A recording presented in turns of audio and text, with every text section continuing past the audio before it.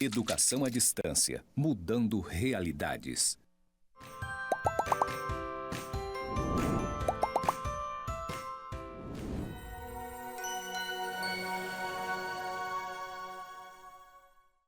Olá, sejam bem-vindos e bem-vindas à disciplina Antropologia da Educação. Eu sou a professora Laelba, falo com você diretamente do estúdio EAD do IFRO Campus Porto Velho, Zona Norte. Agora eu vou realizar a minha audiodescrição. Eu sou uma mulher negra, de 1,60 m, 42 quilos, tenho cabelos cacheados na altura do ombro com algumas mechas, faço uso de óculos, hoje estou vestida numa calça jeans e numa blusa rosa. Atrás de mim há uma parede branca com alguns pontos interligados na cor cinza. Ao meu lado esquerdo há os seguintes dizeres em letras maiúsculas: EAD mudando realidades. Vamos à nossa aula de hoje, que tem como tema os conceitos de raça e racismo. Por que é importante compreendermos esses dois conceitos, sobre raça e racismo na educação? Porque eles estarão presentes no nosso cotidiano escolar, no nosso ambiente. E aí é necessário sabermos a sua construção histórica, saber de que forma as nossas ações pedagógicas elas podem superar esse tipo de problema social, que também se encontra presente na nossa escola. As reflexões que eu faço a seguir, elas estão embasadas no artigo do professor Kabengele Munanga, que é um brasileiro congolês, ele que estuda as relações raciais no Brasil, e este artigo é uma abordagem conceitual das noções de raça, racismo, identidade e etnia, irão guiar toda a nossa discussão na aula de hoje. Então vamos lá, começando pelo conceito de raça na história. Etimologicamente, o conceito de raça veio do italiano razza, que por sua vez veio do latim ratio, que significa categoria e espécie. Veja bem, a primeira vez que foi feito, utilizado o termo raça, foi feito pelas áreas de sociologia e de botânica para classificar plantas e animais. Então, esse termo surge nesse contexto específico, de duas áreas diferentes que são a zoologia e a botânica para classificar plantas e animais. Vamos avançar um pouco. Nos séculos 16 e 17, o conceito de raça passa a atuar entre relações sociais da França da época. Então, ele passa a designar os francos e os gauleses. O que seriam os francos? Os francos eram a nobreza local e os gauleses a plebe, certo? E os francos, por eles terem origem germânica, eles acreditavam que tinham sangue puro, E então tinha habilidades naturais para dirigir, para administrar e dominar. Então, somente nos séculos 16 e 17 que nós vamos ver esse conceito que tem a sua origem no contexto da zoologia e da botânica sendo aplicada nas relações sociais. Vamos adiante. O conceito de raças puras passa a legitimar as relações de dominação e de sujeição entre classes sociais. Então, naquele contexto, a raça passa a designar essa dominação, da nobreza ali composta pelos francos e os gauleses sendo considerados a plebe local. Então, nada tinha a ver até o momento com qualquer diferença morfobiológica existente. Naquele momento, raça seria apenas essa divisão, de dominação entre francos e plebeus. Mais adiante, já no século XV, com as grandes navegações, como nós já estudamos na aula anterior, os europeus eles começam a descobrir um novo mundo. E o que seria esse novo mundo? Começavam a ter contato com os povos da América, da África subsaariana, da Oceania. E uma das perguntas que norteavam, né, aquele primeiro contato com povos tão diferentes eram: quem são esses outros? Quem são esses outros que nós estamos encontrando nessas nossas descobertas? E aí, os recém-descobertos, como os ameríndios, os negros, os melanésios, eles se questionavam, né? Os europeus se questionavam em relação a esses grupos recém-descobertos. São bestas ou são seres humanos como nós, europeus? Então, veja bem, a partir daí, o europeu gostaria de saber quem são esses outros que eles passavam a ter contato nessas novas descobertas.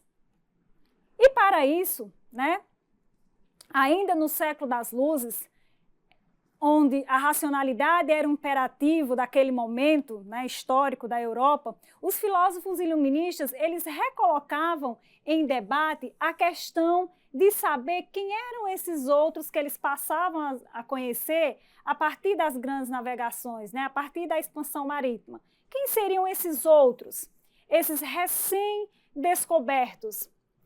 E para responder essa pergunta, eles nomearam então os outros de raça, né? Eles já tinham essa noção de raça que já estava sendo utilizado na Europa naquele período, e aí nomearam esses outros de raça, raças diferentes.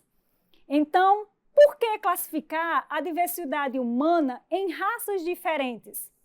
Qual era a dos europeus quando quiseram classificar a diversidade humana em raças diferentes? No século XVIII, então, a cor da pele foi considerada um critério fundamental para classificar a humanidade. E é a partir da cor da pele que nós vamos ter 3 cores estancas, né, para definir a humanidade. A primeira seria a raça branca, a negra e a amarela. Tudo bem, até então, os estudiosos, né, os europeus, os naturalistas daquela época, eles estavam apenas classificando a diversidade humana em cores diferentes, como vimos anteriormente. A questão é que, posteriormente, eles vão agregar uma outra classificação que vai ser problemática, né? Porque, além de considerar a cor da pele uma questão importante, eles também irão classificar a partir das características físicas. Tudo bem, até porque se colocássemos um indígena americano ao lado de um negro africano, nós vamos perceber diferenças físicas notáveis. Da mesma forma, um africano ao lado de um asiático ao lado de um branco europeu. Até aí, tudo bem. A questão vai se tornar um pouco mais complicada a partir do momento em que eles começaram a estabelecer uma relação entre o biológico, ou seja, a cor da pele, os traços morfobiológicos, e as qualidades psicológicas, morais, intelectuais e culturais. Ou seja, eles começaram a estabelecer uma escala de valores das denominadas raças, né? E aí sim nós vamos ter um grande problema a partir dessas classificações. Lembram lá do nosso estudioso da nossa primeira aula, chamada Carlos Linneu, que foi ele o responsável por conduzir a antropologia, né? A partir do seu estudo sobre as raças na humanidade? Então, o Carlos Linneu ele vai classificar as raças a partir dessas características. Os europeus seriam os inteligentes, os inventivos, os gentis. Os índios americanos seriam teimosos e irritadiços. Os asiáticos, na perspectiva do Carlos Linneu, seriam portadores de inatas dificuldades de concentração. E os africanos seriam eles lascivos e preguiçosos. Então, veja bem, a classificação da humanidade em raças hierarquizadas desembocou numa teoria pseudocientífica chamada de raciologia, que ganhou muito espaço no início do século XIX. Então, se a gente for procurar, né, quais são as teorias raciais desenvolvidas a partir do século XIX, nós vamos ver uma série de estudos voltados, né, para legitimar essa dominação branca em relação às outras raças e, obviamente, essa ciência, né, pseudocientífica, ela caiu por terra, não foi o que eles imaginavam, mas por muito tempo essas teorias vigoraram e foram fortemente influenciadas aqui na história do nosso país. Então, o discurso dessas teorias serviu para justificar e legitimar os sistemas de dominação racial. Vamos adiante. No século XX, estudiosos chegaram à conclusão de que raça não é uma realidade biológica, mas apenas um conceito. Aliás, conceito cientificamente inoperante para explicar a diversidade humana. Depois de toda a elaboração dessas teorias raciais, né, para explicar essas diferenças humanas, os estudiosos no século XX eles chegaram a essa conclusão, né, que raça não é um dado biológico. Não são as nossas diferenças morfobiológicas que irá nos dizer qual raça eu pertenço em termos de superioridade e inferioridade. Não existe raças superiores e raças inferiores. Há raças diferentes. É isso que agora nós, enquanto educadores, estamos tentando desconstruir, né? Não existe raças superiores e inferiores, existem raças diferentes. Então, esse conceito ele é importante para que a gente compreenda a dimensão do problema que nós estamos diante. Então, o conceito de raça ele vai ser carregado por uma ideologia, né? Como todas as ideologias, esconde uma coisa não proclamada, que é a relação de poder e de dominação. Então, ao longo dos anos, nós vamos ressignificar esse conceito de raça. Agora, não mais falando a partir dessas diferenças morfobiológicas, mas a partir de uma relação que legitima uma dominação, né, que legitima um poder de um grupo sobre outro. Vamos adiante. Então, com base nas relações entre raça e racismo, o racismo consiste em considerar que características intelectuais, morais de determinados grupos são consequências diretas de suas características físicas ou biológicas. Então, o conceito racismo vai ser herdeira desse primeiro conceito, que é o de raça, e, infelizmente, as pessoas, ainda de forma muito desinformada, né, elas conseguem atrelar uma característica física, né, biológica, com características morais, né, com valores que, na verdade, não deveria haver esse tipo de hierarquização.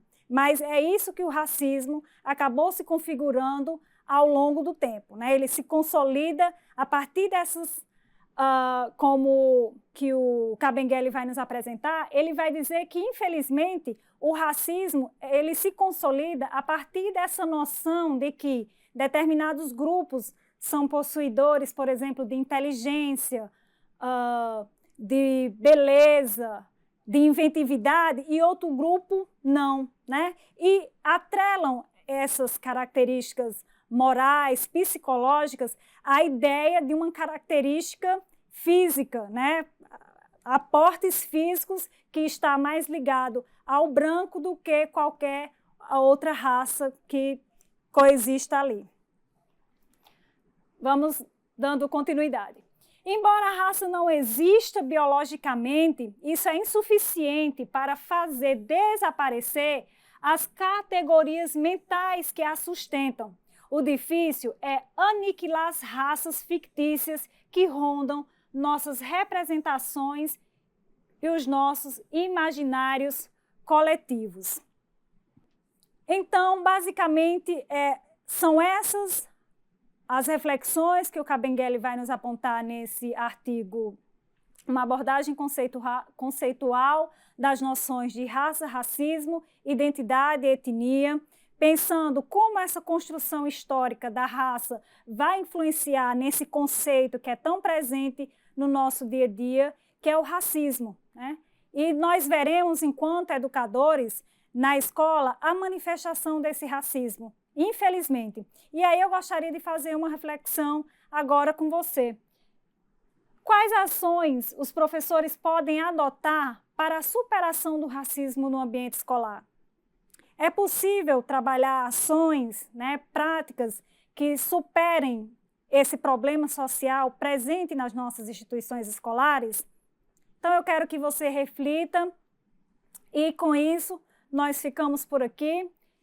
Essas são as nossas referências bibliográficas do Kabengele Munanga, eu acabei de falar sobre ele. O artigo se chama Uma abordagem conceitual das noções de raça, racismo, identidade e etnia. Então é isso, ficamos por aqui, lhe encontro na próxima unidade. Até lá!